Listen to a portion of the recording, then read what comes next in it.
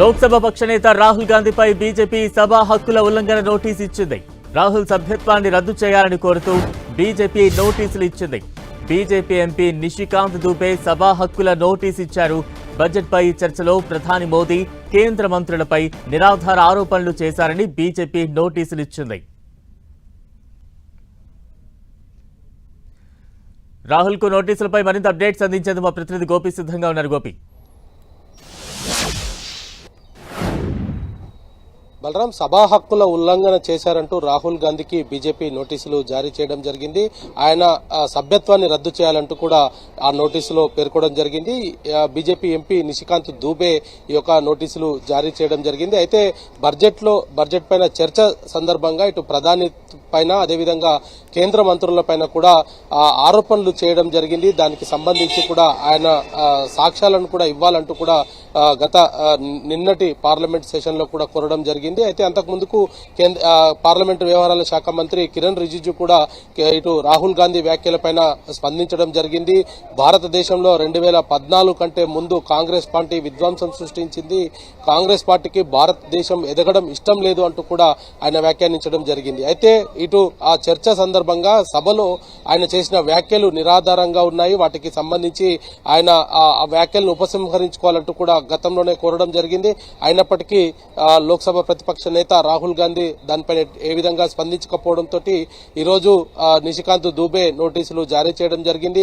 మరి ఈ అంశం పైన ప్రివిలేజ్ కమిటీకి కూడా వెళ్లే అవకాశాలు కనపడుతున్నాయి. మరి రాహుల్ గాంధీ చేసిన వ్యాఖ్యలకు ప్రివిలేజ్ కమిటీ ఏ విధంగా స్పందిస్తుంది అనేది కూడా చూడాలి. ఎందుకంటే బీజేపీ ఎంపీ నిషికాంత్ దూబే దాంట్లో కొన్ని అంశాలను కూడా పొందుపరచడం జరిగింది. ఏదైతే కేంద్ర మంత్రులతో పాటు దేశ ప్రధాని పైన కూడా ఆయన చేసిన వ్యాఖ్యలు తీవ్రమైన అభ్యంతరకరంగా ఉన్నాయి.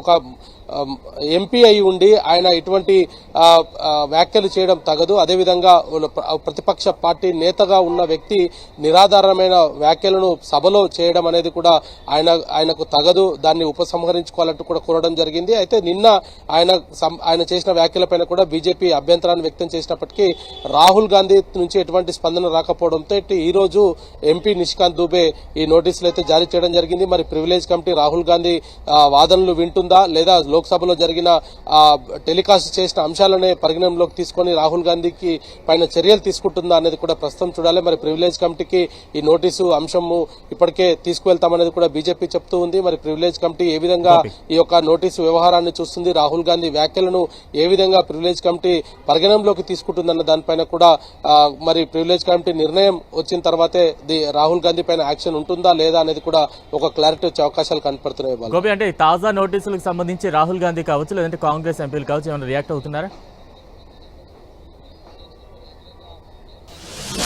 ప్రస్తుతానికి లోక్సభలో రాహుల్ గాంధీ అంశం పైన కూడా ఇప్పటివరకైతే ఏ ఒక్క ఎంపీ కూడా దానిపైన స్పందించలేదు. నిన్న రాహుల్ గాంధీ కూడా దీనిపైన తను మాట్లాడడానికి సిద్ధంగా లేను అంటూ కూడా ఆయనే స్వయంగా చెప్పడం జరిగింది. గతంలో నిన్న ఏదైతే ఇటు చర్చ సందర్భంగా దాదాపు ఆయనకు 45 నిమిషాల నుంచి 50 నిమిషాల సమయం కేటాయించడం జరిగింది. ఆ సందర్భంగా ఆయన దేశ ప్రధానిని కేంద్ర మంత్రులను కించపరుస్తూ ఆయన వ్యాఖ్యలు సభలో చేయడము, దానికి వెంటనే బీజేపీ కూడా వెంటనే స్పందించి అటువంటి వ్యాఖ్యలు చేయడం తగదంటూ కూడా చెప్పడం జరిగింది.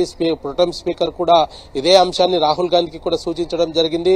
మీరు కోరుకుంటే రికార్డ్స్ నుంచి తొలగిస్తామంటూ కూడా ఆయన ప్రొటెం స్పీకర్ రాహుల్ గాంధీని కోరారు. అయినప్పటికీ కూడా ఆయన నుంచి ఎటువంటి స్పందన రాలేదు. దీంతో ఆయన పైన చర్యలు తీసుకోవాల్సిందే అంటూ కూడా బీజేపీ నేతలు పట్టుబట్టడం జరిగింది. నిన్న సాయంత్రం వరకు కూడా రాహుల్ గాంధీ నుంచి ఎటువంటి స్పందన రాలేదు. ఈ రోజు ఉదయం మరి రాహుల్ గాంధీ ఏదైనా స్పందిస్తారో లేదో అనేది కూడా బీజేపీ ఎంపీలు వేచి చూశారు. మరి రాహుల్ గాంధీ నుంచి ఎటువంటి స్పందన రాకపోవడంతో ఈ నిషికాంత్ దూబే ఈ నోటీసులు అయితే ఇవ్వడం జరిగింది. మరి కాంగ్రెస్ పార్టీ దీన్ని ఏ విధంగా చూస్తుంది? ప్రివిలేజ్ కమిటీ ఒకవేళ దీనిపైన స్పందిస్తే కాంగ్రెస్ పార్టీ ఎంపీలు స్పందిస్తారా లేదంటే నోటీసుకు సంబంధించి ఇటు స్పీకర్ వద్ద ప్రొటెం స్పీకర్ వద్ద మరి తమ వాదన ఏదైనా వినిపిస్తారా అనేది కూడా ప్రస్తుతం వేచి చూడాలి. ఎందుకంటే ఇటు బీజేపీ ఇచ్చిన నోటీస్ పైన ఇప్పటి వరకు కూడా ఎవరు కాంగ్రెస్ ఎంపీలు అయితే ఎవరు కూడా దీనిపైన ప్రస్తుతానికైతే స్పందించలేదు. మరి రాహుల్ గాంధీ వ్యవహారం పైన ఇటు దీని ప్రివిలేజ్ కమిటీ స్పందించిన తర్వాతే ఒకవేళ కాంగ్రెస్ పార్టీ స్పందిస్తుందా అనేది కూడా ప్రస్తుతానికైతే వేచి చూడాలి. ఇండియా కూటమికి సంబంధించిన ఎంపీలు కూడా దీంట్లో ఎవరు కూడా ఇప్పటివరకు అయితే ఎటువంటి స్పందన వ్యక్తం చేయలేదు.